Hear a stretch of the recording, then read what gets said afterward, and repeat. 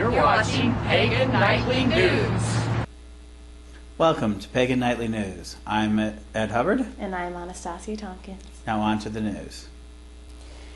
An exhibition celebrating the life of Charles Darwin has failed to find a corporate sponsor because American companies are anxious not to take sides in the heated debate between scientists and fundamentalist Christians over the theory of evolution. The entire $3 million cost of Darwin, which opened at the American Museum of Natural History in New York yesterday, is instead being borne by wealthy individuals and private charitable donations. The failure of American companies to back what until recently would have been considered a mainstream educational exhibition reflects the growing influence of fundamentalist Christians, who are among President George W. Bush's most vocal supporters. Hi, just to let you know, TV is truly becoming everywhere. TiVo today announced that in January, it's adding a new feature which will allow people to download to their iPods TV shows. We don't know what type of impact it will have on other other broadcasters to sell shows afterward, but TiVo is going to allow you to be able to download shows incomplete to not only your iPod, but your PSPs. For those who don't know, it's portable PlayStations. Already, they allow you to download television shows to your PC, your Mac, and other sort of computer devices. So this is an expansion of that. And as I said, this is the latest move aimed at putting TV in people's hands for viewing anywhere.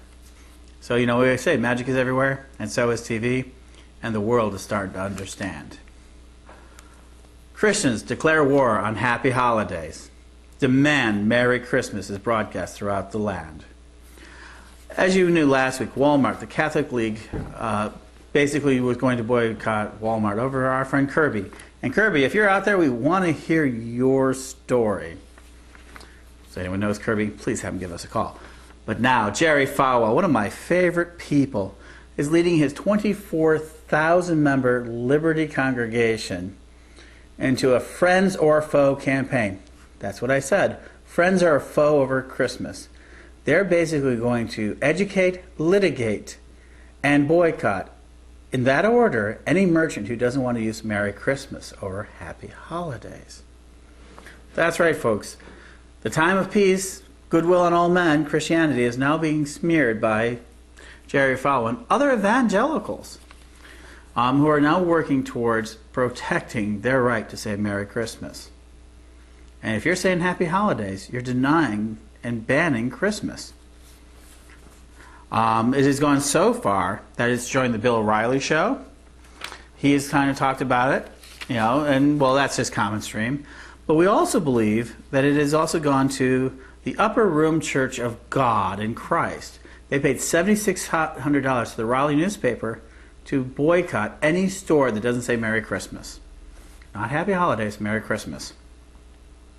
And, of course, there is the Alliance Defense Fund, which has 700 lawyers ready to defend its part of Christmas Project. That's right, 700 lawyers combined with Jerry Falwell's 800 lawyers. These are the forces being pushed upon you to deal with Christmas.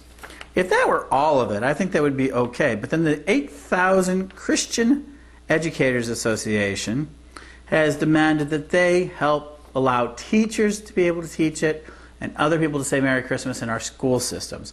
And they're ready to begin their campaign to protect every individual group who wants to say Merry Christmas. And according to the Anti-Defamation League's San Francisco office, Tammy Holzman, this amped up effort shows how these groups are want to push into the classrooms more, to use the classrooms over evangelizing. She went, Barry Lynn of the Americans United for the Separation of Church and State, said there is no war against Christmas. There is no jihad against Christians. There's nothing going around Christmas except these groups' incessant fundraising. And the ho-ho-ho evolved into the friend to foe shows how the nation's culture is pushed into the season of giving. Each side wants its beliefs accurately represented around the nation's winter hearth in its public schools and its public spaces. And if not, they will sue. We are talking now more than 200,000 Christians who have now declared that they will either educate you And if you don't wish to be educated on why Christmas is Christmas versus happy holidays, they will litigate, meaning they will sue you or sue others to make sure that their rights are protected.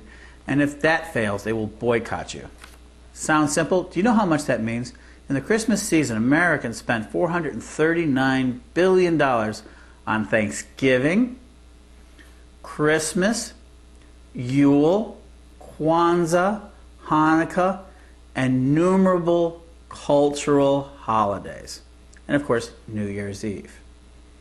Saying happy holidays, as Walmart has pointed out, and other stores, is being inclusive of an overall system, recognizing that America is there. Dan Fogelman of Walmart says, it is a way for us to represent and be protective of our 130 million customers and 1.3 million employees by allowing happy holidays and not to insult them.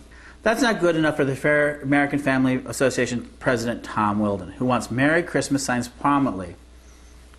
If they expect Christians to come in and buy products during this so-called season, they better put Merry Christmas. And he isn't worried if they offend people who aren't Christian. They can walk up right by the sign. Wilden says, it's a federal holiday. If someone is upset by that, well, they should know that they're living in a predominantly Christian nation.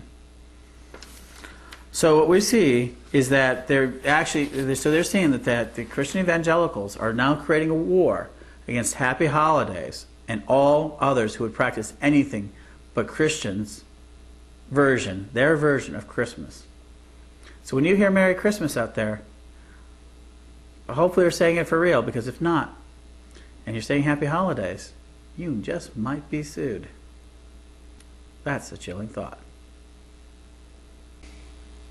Thank you for watching tonight's news. And Remember, magic is everywhere, so is TV.